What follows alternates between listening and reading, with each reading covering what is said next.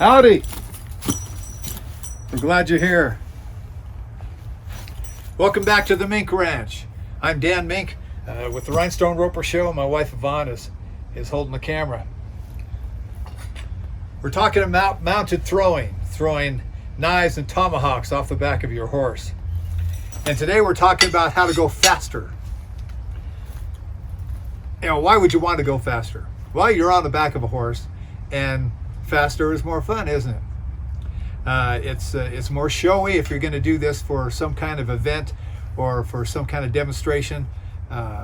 Doing it at a walk probably is not the most exciting thing to look at, but doing it at a trot or loping is more exciting.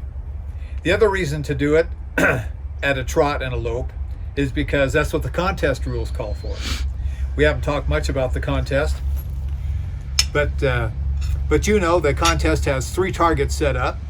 Targets are, the center of the target is 6 foot high in the air. The minimum distance line is 11 feet away from that target. And as you know, the target is pointed at about 120 degrees, not 90 degrees from the line of travel. You carry 3 blades, you throw at 3 targets, you do it with both knives and tomahawks. But you make 2 runs with a knife at a walk, and then 2 runs at a trot, and then 2 runs at a lope.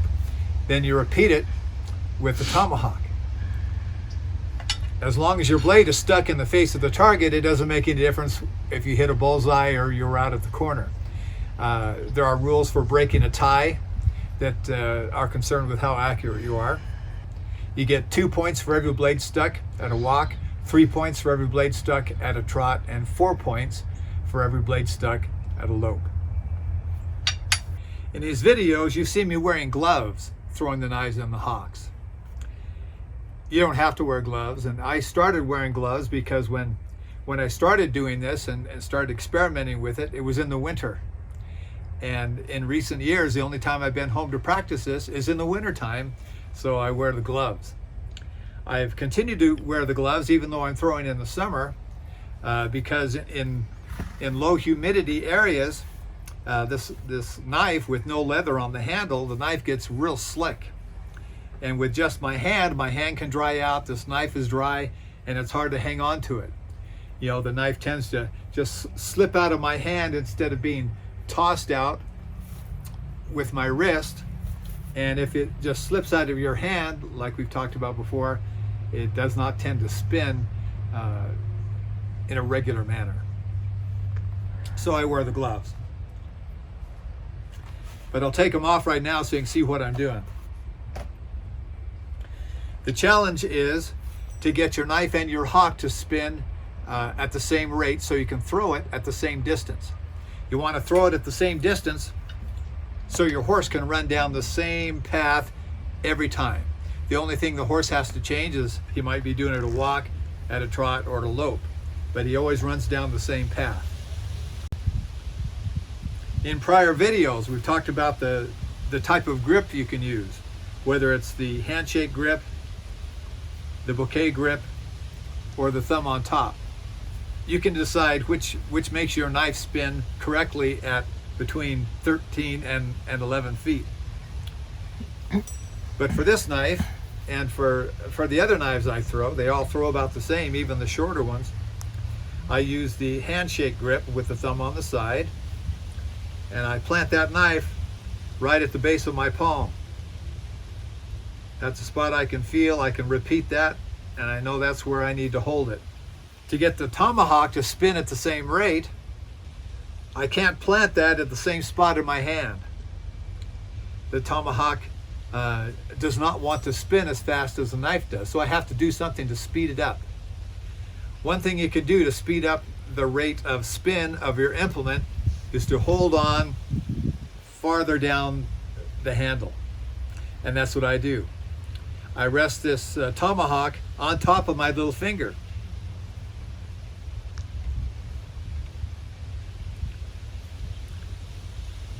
Every time I rest it on top of my little finger, I use the same wrist action and the same throw as I do with the knife, and it sticks. With the tomahawk, people find it easier to make the tomahawk spin consistently. I think it's because you got a long handle with all the weight right out here at the end. But as I'm going down the line, I look at my my line I'm traveling. If the horse is good, I'm looking for the minimum distance marker coming up. Lets me know I'm coming in range. As I get close to that spot, I change my focus to the target. I bring this back and I touch my shoulder with the back of this tomahawk. If your tomahawk doesn't have a blade on the back, then you may not be able to do that. But when I'm relaxed and I'm concentrating, I bring that back, I touch my shoulder with it, and when it's time, if I bring that over and follow through, that tomahawk sticks almost every time. The tomahawks are actually easier to stick than the knives are. So that's the grip I use at a walk. I'm about to share with you a secret. You'll be practically the only person in the world who knows this secret. And the secret is, you know, a lot of people will try this. Probably thousands of people have tried it in the past, but it's difficult to start with, so they don't keep doing it. And they try to go to a lope or a trot and it doesn't work, and they quit doing it. They don't understand why. I mean, I went through this too. It took me years to come onto this discovery. I thought that when I moved up to a trot that I just wasn't using the right wrist action and my knife wasn't spinning. It was my fault. The fact of the matter is, if you throw your knife from 13 feet and you're just standing still, you throw it about the same speed every time with the same wrist action, the knife has 13 feet to spin at the speed that you're throwing it. And you got that down. Then you move to a trot and all of a sudden it doesn't work. The reason it doesn't work, yeah, I can trust you with this. The reason it doesn't work is because you're not standing still anymore. You're not at a walk anymore. You're at a trot. You are moving faster. You throw the knife at, I have no idea how fast we throw them. You throw them at 30 miles an hour. And at 30 miles an hour, your knife has 13 feet to spin one complete revolution and stick in the target. But when you move up to a trot, you're throwing at 30 miles an hour, but your body is already moving 5 miles an hour faster. So now the knife is moving 40 miles an hour, but you've only thrown it at the same rate of spin. So it doesn't spin as much. It hits and falls off. And it's even worse at a lope. You're going quite a bit faster, and the knife is moving faster, but you haven't spun it faster. So here's the key. You know, you can increase your spin by shortening your stroke, by flipping your wrist. You shouldn't do any of that. We want to keep things the same for ourselves, consistent on every throw, on every course we go, just like we want to keep it simple for the horse. We want to keep it simple for ourselves and something we can repeat. We want to repeat this motion of throwing the same every time. We don't want to change that. We don't want to change our wrist action. We don't want to change where we throw from. And we don't want to change our grip. The difference between this and this is quite a bit, and this, the distance is a couple feet. But what we can change is where this knife is positioned in our hand. When I'm throwing at a walk, the corner of that knife is in the base of my palm. My little finger is over the top of the end of the knife. When I throw at a trot, I want this knife to spin faster, so I grab on farther down the handle. I bring this finger down so I can feel that angle right there. I can feel that angle. This corner is no longer in the base of my palm, it's up half an inch. And when I throw this knife at a lope, I rest this knife on my little finger. Now the base of the knife is in the middle of my palm, my little finger is underneath the knife. I'm really holding on to it with these 3 fingers and my thumb. The little finger is underneath it. With just that small change, I can wind up, use the same arm action, the same wrist action, the same follow through, the knife spins faster and sticks. So, the same with the tomahawk. To get this tomahawk wants to spin slower than my knife anyway. So, to throw at a walk and be able to throw it at 13 feet, I rested on my little finger right to begin with.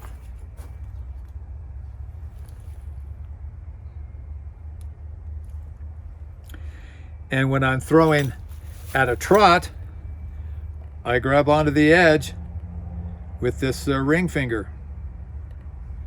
So I'm holding on with these 3 fingers, and this finger, I can feel that edge. I can't feel it at all with my little finger. And to throw at a lope, I'm resting the tomahawk on my middle finger. So really, I'm only hanging on with these 2 fingers of my thumb. But if I bring that back with, just hold on with those 2 fingers, touch my shoulder, bring it back, nice and smooth, it spins faster and sticks almost every time. You won't have these knives, and you may or may not have the SOG tomahawks. So you may not do exactly what I do. But I think these principles will help guide you to succeed at mounted throwing. And if you do succeed, that's exciting. I want to hear about it. And don't forget, if you like any of these videos, push like and subscribe. It's free to subscribe. I'd appreciate it if you did that. But feel free to use these principles and modify them to suit the way you throw. And if you're having problems, you email me, take a video of what you're doing, and maybe I can suggest a solution. If you do these and you have success and you're excited about it, I'll tell you, I'm excited about it too. If you feel like you're really good, let's have a contest. You know, if you want to come out here and practice with me, come on out, give me a call. We'll figure out how to make that happen. If you want to be part of a contest, let me know that too. We will contact Dennis Moore in Blanco and see if we can arrange a contest there in his Wild West town. And if that doesn't work out, we'll figure out a way to do a contest where you live. Chances are I've got a lot more experience at this than anyone else. You know, it sounds conceited to say that, but I don't know if it's conceited to be the only guy who's interested in something. I hope you become interested in it. But if having the contest means that I come and officiate and not compete, if me not being there would make more people come compete, then that's okay with me. I'd just like to see this take off a little bit and more people have fun. You know, there's a few things to do with your horse and a part of a competition. A lot of those things are not really good for your horse. You know, there's jamboree games, all kind of rip-roaring, exciting games. Those really aren't good for the horse that you want to be calm and controlled. They get used to being all excited all the time and never wanting to walk. And the mounted shooting, you know, that gets pretty expensive. Those are high-dollar horses, the ones who are winning, and the guns aren't cheap and the outfits aren't cheap. But mounted knife throwing, you know, usually you don't have to pay more than $100 for a knife, and usually it's more like 50. And I cut these out of steel that I bought at the hardware store. So each of these knives cost about $10 a piece. And you can use your saddle horse. And the things you learn with your saddle horse are going to make that horse a better horse, not one that's all excited and halfway out of control. So if you actually have success with this, let me know. I'll celebrate with you, and maybe we can meet up someday and practice or have an event. All right, thanks for coming. We'll see you later.